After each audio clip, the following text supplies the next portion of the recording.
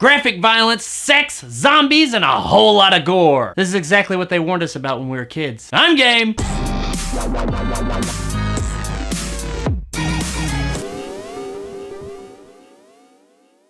Eat Brains Love is the zombie comedy about two teenagers that contract the zombie virus. And after murdering and eating all their friends at school, they go on a road trip to find a cure. Our story adds something a little fresh to an old genre here. You see, you don't get the zombie virus in this universe by being bitten. Actually, what you get by being bitten by zombies in this movie is just death. The way that you contract the disease in this story is through sex. Yeah, the zombie virus is an STD this time around. Or STI, I think that's what they call it now. I wonder why they changed that. I grew up my whole life calling it STD, and now everybody calls it STIs. Guess the world just couldn't handle that D! Oh my god, it's late. We follow Jake, a not too popular high schooler who one night has a chance encounter with a woman in a parking lot who has random sex with him. And of course, he contracts the zombie virus from her, but he doesn't quite know that yet. We also follow Amanda, the popular girl in school that Jake fantasizes about regularly. She has also unknowingly contracted the virus. Though hers wasn't due to a random encounter in a parking lot, it was by fucking her douchebag boyfriend who's like the captain of the football team or something. Think he may have been doing some shit she didn't know about. So one day at lunch, the virus decides to pop out on both of them, and they attack the school and murder everybody in the cafeteria. Not only murder them, but they eat a lot of them too. They wake up in a parking lot across town together covered in blood and deduce, of course, they're zombies. But just like the way that you contract the virus in this world,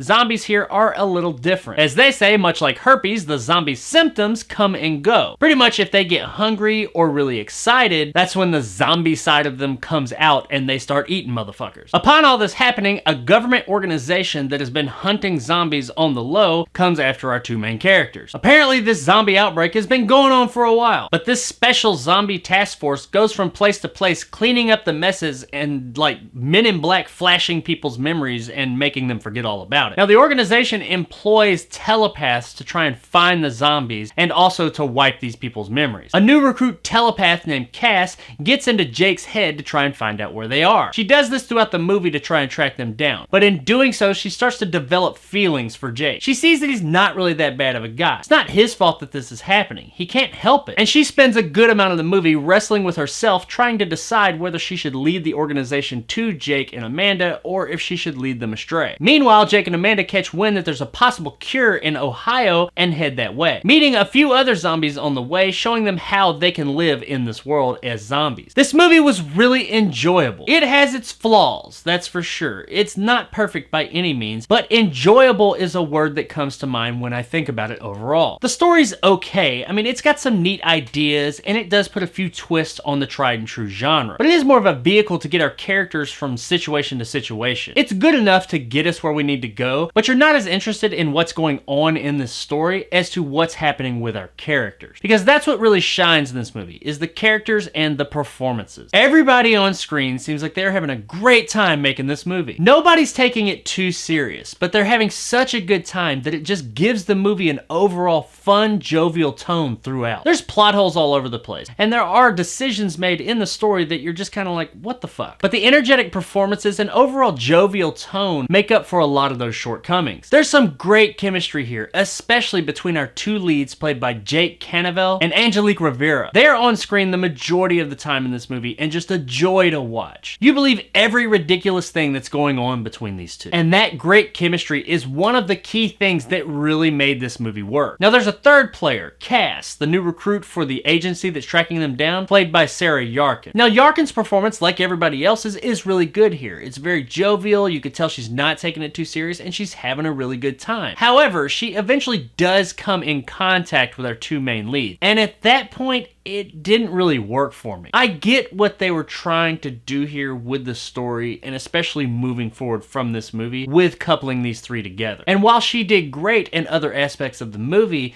when she was coupled with them, it just didn't work. The chemistry wasn't quite there. And when compared to our two leads in the same scenes, it just really stood out. Thankfully, these parts don't take up much of the movie at all, so it's not really that big of a deal. While the story in this movie isn't really all that, I mean, it's kind of light. As I said, it's just a vehicle to get our likable characters from situation to situation. The open-ended nature of the ending and how it could possibly lead into the potential sequel seems really cool. What they set up in the end of this movie could possibly be a really cool movie. However, we have seen this type of thing before, where a movie leaves a really compelling setup, and then when the next movie comes along, it just totally fucks it all up. Hopefully, if they do get a sequel here, that's not what happens. We'll see. The movie is also jarringly violent to comedic levels at times. There's a pretty good amount of blood and guts in this flick, and while there is a fair amount of CGI blood throughout, it doesn't look bad. It's okay. It's fine. It doesn't stand out too bad. I mean, you can tell that, yeah, it's CGI, but it's not awful. Now, there's also a lot of practical gore effects. Lots of practical blood and guts all over the place, and this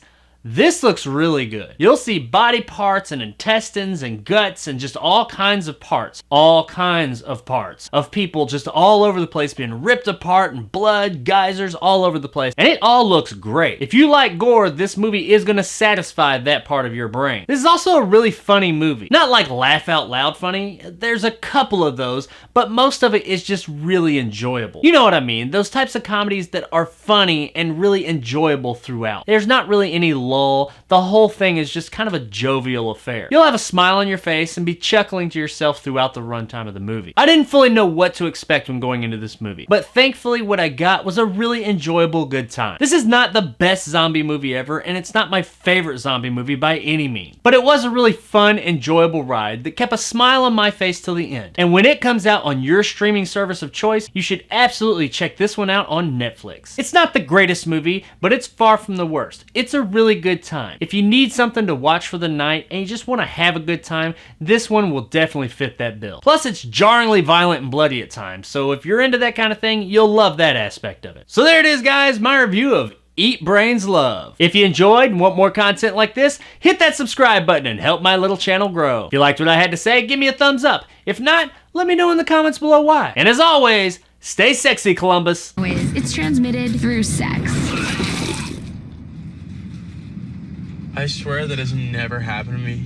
This isn't really spoiling anything in the movie. I mean, nothing important really. But there's a part where there's some characters that are going to eat a person, and the first thing they go for is his genitalia. They straight up in graphically violent nature right there all on the screen for everybody to see, rip off his balls and eat them. This is like the second movie I've reviewed in a week's time where something graphically violent and gory and shown on screen happens to somebody's fucking balls. When did graphically ripping the balls off people on screen become such a thing? Really has me contemplating my life choices, or at least my movie choices.